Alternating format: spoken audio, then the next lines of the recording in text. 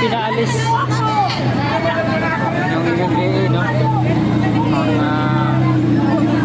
titikitan yata, ano ba? Paligid si Kuya, taga MMDA.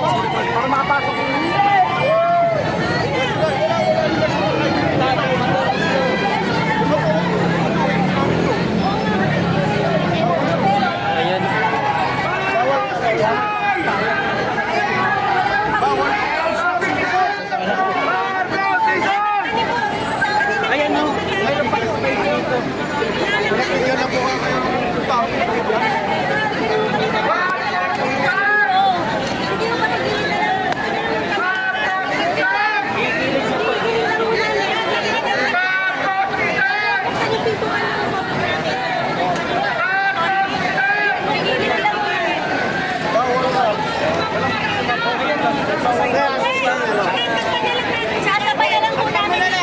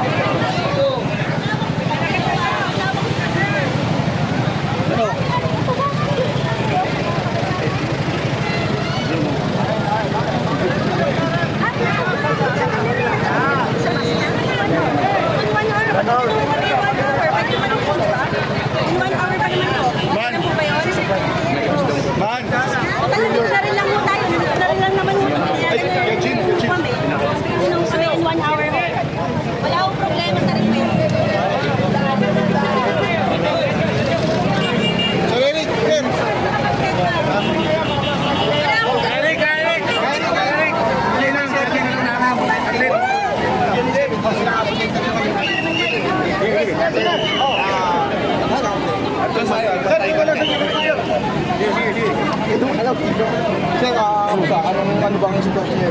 Binigyan kami ng isang oras para mag-disperse. Ano to yan?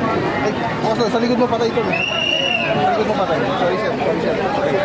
Sabay na. Ay, mga bubayan. Ito, masasalita ko tayo. Check mic. Okay, good. Sir, kakamusta ba itong event natin dito? Continuation ba ito ng mga nakarang? Ito po ay panawagan para sa pagbaba ni Marcos Jr. sapagkat siya po ay tinuturo na criminal president. He is the mastermind and the operator of the crime syndicate. At the same time, no less than his sister, confirmed na siya ay nasa chronic drug addiction. That those are serious criminal accountabilities that endanger the Constitution, the entire Republic, and it is a national security problem. That is why we're calling here for him to resign. But right now, binigyan lang kami ng isang oras na lang. Dahil may misa daw sa Itza Shrine. And then mayroong problem sa, ang lugar is private. Hindi sa Freedom Park. That we negotiated to General Agradante, yung, I think this is Eastern Police District, Commander ng Eastern Police District, nabibigyan kami ng isang oras until 6 o'clock. Biglaan lang po ba ito, sir? O nag-secure kayo ng ibang lugar sa ibang lugar o hindi na po? Nag-apply ng permit ang grupo ng United People's Initiative doon sa People Power Monument, denied. So, lumipat kami dito as alternative venue. Kasi ang aming pag-aakala, ang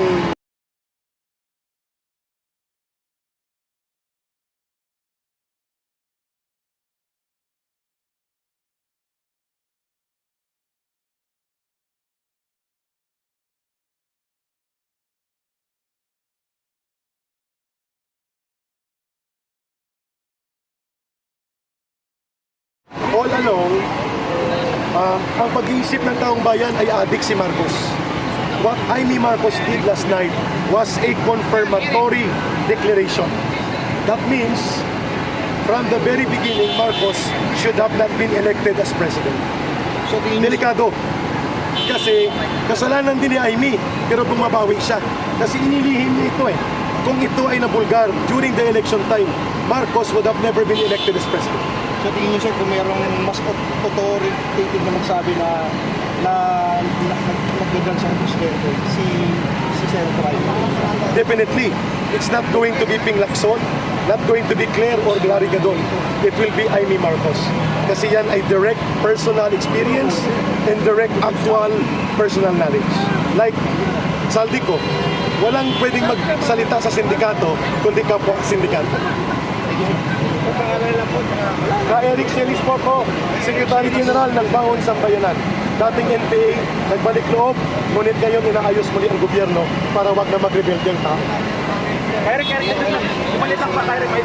Ano ba ang kahalagahan ng kapamilya na nagsasalita laban mismo dito sa kanyang kapatid na presidente na bangag? Mabigat po yan sapagkat yan ay isang mataas na antas ng pananagutan na kanyang pinanindigan para sa bansa. It is not very easy for a family member na i-reject niya ang kanyang kapatid para piliin na ito yung bunyag sa taong bayan.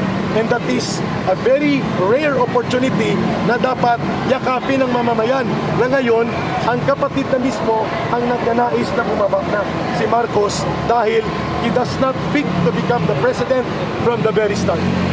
Maraming salamat, Eric. Balikan mo muna kasi I want to know.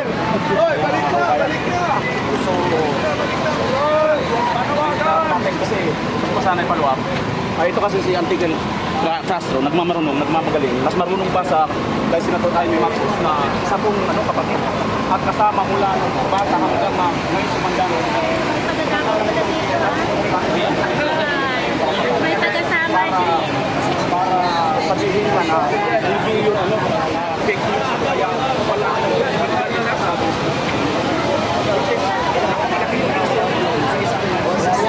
Watch it,